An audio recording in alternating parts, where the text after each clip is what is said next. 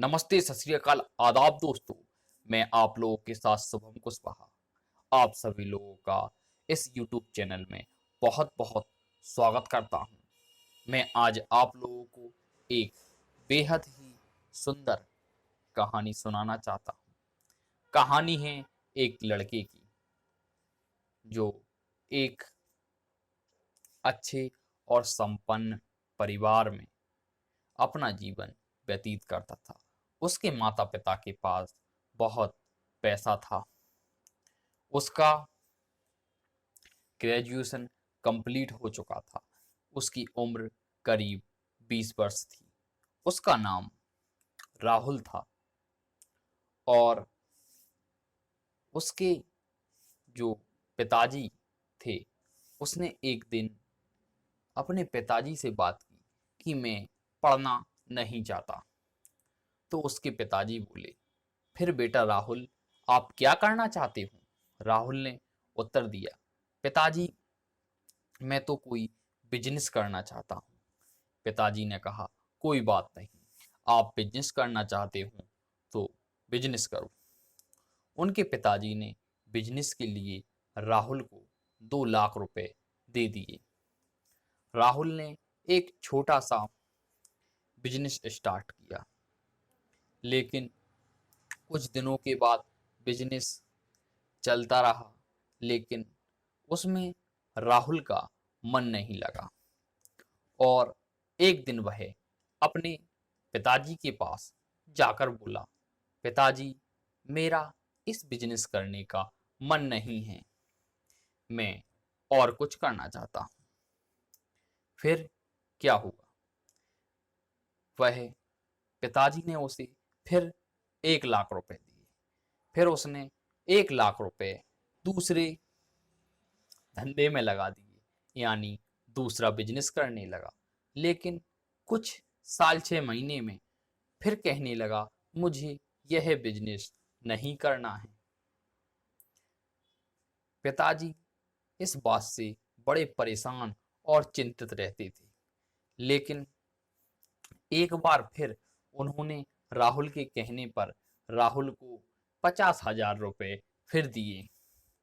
लेकिन फिर 6 महीने बाद राहुल का वही हाल।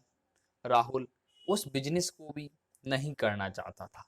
बोल रहा था, मेरा मन नहीं लगता। उनके पिताजी ने यह बात अपने दोस्त से कही। उनका दोस्त जो था, वो एक कॉलेज में प्रोफेसर थे और राहुल के पिता के दोस्त ने कहा, अपने लड़के को मेरे पास लेकर आओ, मैं उसे समझाऊंगा। फिर क्या था, राहुल के पिता राहुल को लेकर उनके पास गए और फिर जाकर बैठे। पिता ने कहा, मुझे थोड़ा काम है, मैं अभी आता हूँ।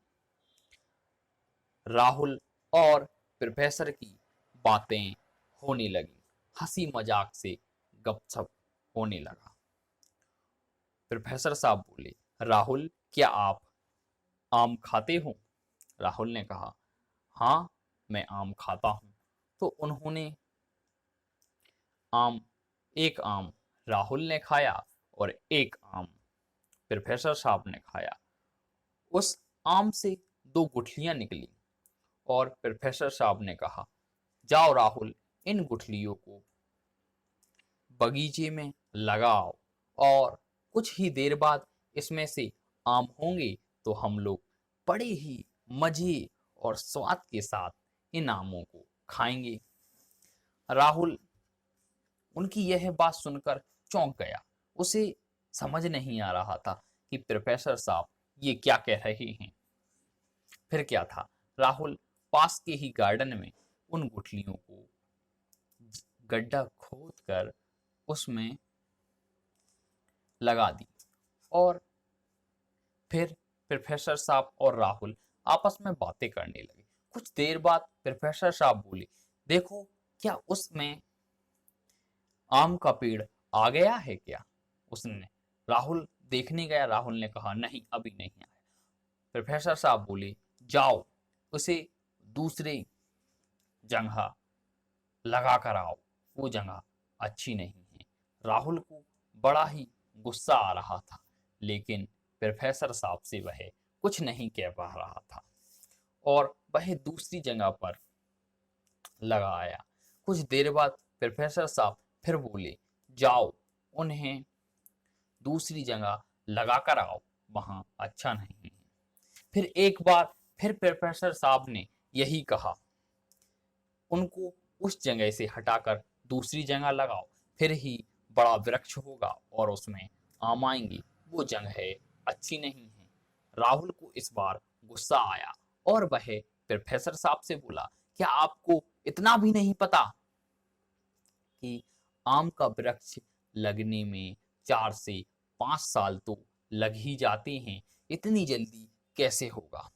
प्रोफेसर साहब ने यही राहुल की बात पकड़ी और राहुल से बोले, यही तो मैं तुम्हें समझाना चाहता हूँ, किसी भी काम को करने से एक बार में वह काम नहीं होता, उस काम में समय लगता है। जैसे आम के वृक्ष को 5 से 7 वर्ष फल आने में लग जाते हैं, उसी प्रकार हम कोई भी कार्य करते हैं, कोई भी काम करते हैं, उसमें थोड़ा समय लगता है।